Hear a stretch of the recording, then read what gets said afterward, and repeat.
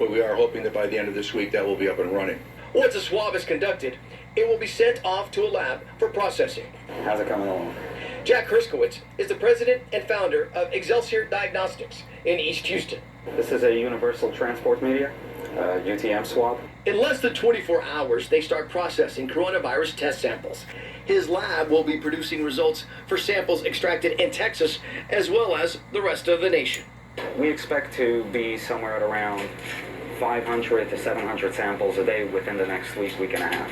And as the need for testing as well as locations ramp up, Herskowitz is already leasing more office space in Houston. And I believe that within a very short period of time, we're going to be growing this lab exponentially.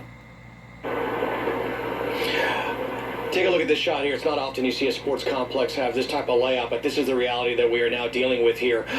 With regards to Herskowitz and the labs, why specifically Houston? Well, he opened up here about 2 years ago. He said it's been very key for his business in terms of gaining samples from other states, which is the plan here. And the reason why is because you're only a 2.5 hour flight. So he will be dealing with states, not only here in Texas, of course, obviously, but states in the Northeast as well as in the West.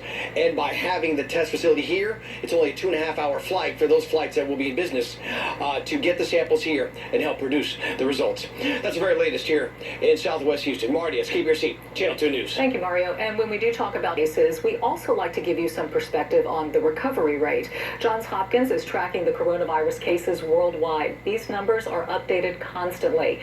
The number of cases globally is on the left, just over 181,000. The recovery number is on the right, over 78,000 cases. And for everyone anxious about getting food and supplies, this should